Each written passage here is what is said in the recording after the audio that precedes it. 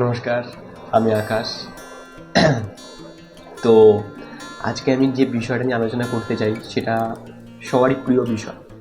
সেটা সবাই শুনতে পছন্দ করে, সবাই দেখতে পছন্দ করে, অ্যান্ড যে টপিকটা মানুষের মনে একটা আলাদাই জায়গা করে তোলে। তো সেই টপিকটার নাম হচ্ছে বন্ধুত্বের ভালোবাসা। এটা একটা আলাদাই শব্দ, আলাদাই একটা একটা একটা ভালোবাসার একটা ওয়ার্ড, যেটা বলতে পারো তোমরা। মানে একটা আলাদা ইমোশনাল বন্ধুত্বের ভালোবাসা। তো বন্ধুত্বের ভালোবাসা নিয়ে যে আমি আলোচনা করছি এই কারণে, তার কারণ হচ্ছে সোশ্যাল মিডিয়ায় তো প্রেম, ভালোবাসা, ডিপ্রেশন, টেনশন, এইসব নিয়ে তো অনেক টপিক আছে। বন্ধুত্বের ভালোবাসা এই জিনিসটা একটা আলাদাই টপিক, এটা একটা খুব ইউনিক টপিক। এটা সারা জীবন ইউনিক থাকবে, এখনও যেমন আছে আগেও তেমন থাকবে। এটা কোনো দিন মানে পুরনো হবে না, এই টপিকটা সবসময় ভাইরাল থাকবে। এই টপিকটা সবসময় মানুষের মনে সবসময় একটা আলাদাই জায়গা করে রাখবে, ঠিক আছে? এখনও যেমন রেখেছে পরেও রাখবে। যাদের বন্ধু আছে তারাও বিষয়টা বোঝে যে বন্ধুত্বের সম্পর্কের যে ভালোবাসাটা এটা কতটা গুরুত্বপূর্ণ জিনিস, আর যাদের বন্ধু নেই তারাও বিষয়টা বোঝে।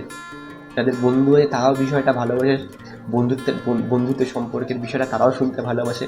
আর যাদের বন্ধু নেই তারাও শুনতে ভালোবাসে, ইগনোর কেউ করে না বিষয়, মানে প্রপার বিষয়টা এটাই, ঠিক আছে? তো চলো শুরু করি। তো আমার এই টপিকটা নিয়ে আমি এই কারণে আলোচনা করছি কারণ আমার একটা এমন বন্ধু আছে। সো আমি জানি যে বন্ধুত্বের সম্পর্কের মধ্যে যে ফিলিংসটা থাকে, যে একটা এনজয় থাকে, সো আমি জানি। তো সেই কারণে আমি আলোচনা করছি বিষয়টা নিয়ে, আমি জানি। তো চলো, যতটা যতটা আমি মানে আমার মতন করে আমি বলার চেষ্টা করব, ঠিক আছে? কোনো জায়গায় যদি ভুল হয় না, তো তোমরা একটু প্লিজ ক্ষমা করে দিও। আমি সোশ্যাল মিডিয়ায় নিউ, চ্যানেলটা আমার নতুন।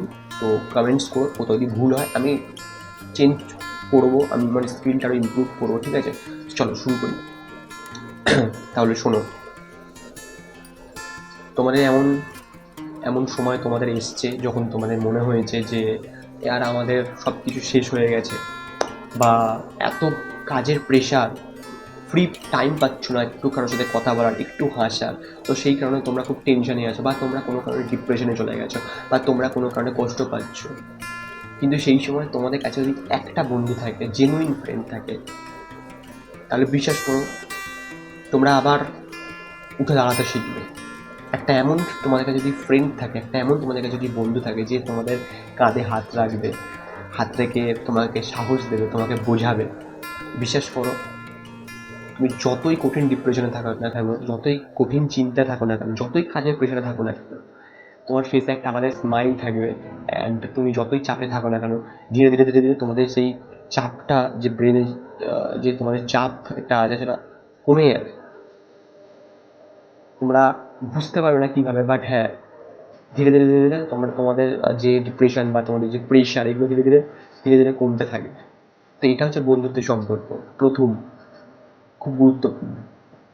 তো সেকেন্ড যে জিনিসটা বন্ধুত্ব সম্পর্কের মধ্যে, যেটা আমার মনে হয় খুবই একটা গুরুত্বপূর্ণ, সেটা হচ্ছে ইমোশনাল। বন্ধুত্বের সম্পর্কের মধ্যে একটা ইমোশনাল কাজ করে, যেটা আদার সম্পর্কের মধ্যে আমার মনে হয় না অতটা বেশি কাজ করে, বাট বন্ধুত্বের সম্পর্কে বেশি কাজ করে।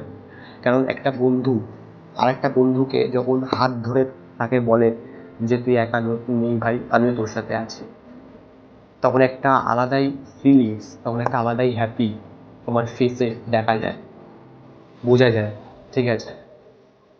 আর তোমরা কোনো কোনো সময় ইমোশনাল হয়ে যাও যে একটা এমন ফ্রেন্ড আছে আমার কাছে।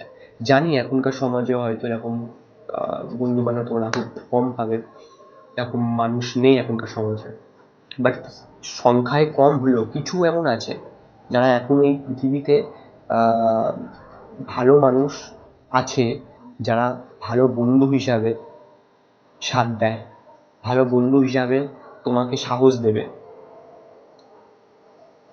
তো তোমাদের কাছে যদি এরকম ফ্রেন্ড থাকে, তাকে হারিয়ে ফেলো না বা তাকে ইগনোর করো না। কারণ সেই ফ্রেন্ড যদি তোমাকে একবার ছেড়ে চলে যায় না, তাহলে তোমরা লাখ চেষ্টা করো, তাও তাকে ফিরিয়ে আনতে পারবে না।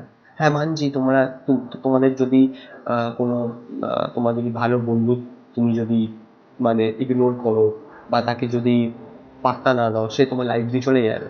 কিন্তু তোমার রিয়েলাইজ হবে না, দু একদিন বা এক সপ্তাহ তোমার কোনো রিয়েলাইজ হবে না, কিন্তু এক মাস পর বা কিছু মাস পর তোমার রিয়েলাইজ হবে যে আমি আমি একটা ভালো ভালো মানুষকে হারিয়েছি, বন্ধু হিসাবে না, ভালো একটা মানুষকে আমি হারিয়েছি। বন্ধু পরে, আগে মানুষকে আমি হারিয়েছি। যে মানুষটা আমার লাইফে সুখ দুঃখে আমার সাথে ছিল, আমাকে সাহস দিত, আমি সেই মানুষটাকে হারিয়ে ফেলেছি।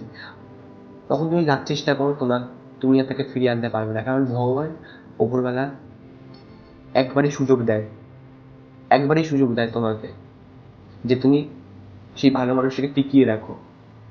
তুমি না টিকিয়ে রাখতে পারো সেটা তোমার দোষ, তোমার ভাগ্যের দোষ নয়, সেটা তোমার দোষ, সেটা ভগবানের দোষ নয়, সেটা তোমার দোষ। তুমি সেই ভালো মানুষটাকে পেয়েও তার কদর করলে না, তার তার ভ্যালুটা তোমরা দিলে না, তাকে ইগনোর করে ফিরিয়ে দিলে, সেটা তোমার দোষ। মানে তোমার যদি এরকম মানুষ থাকে লাইফে, সেটা আহ, দূরে সেই বন্ধু থাক বা সেই বন্ধু কাছে থাক, যেখানেই থাক না কেন, ফিরিয়ে কখনো তাকে দিও না।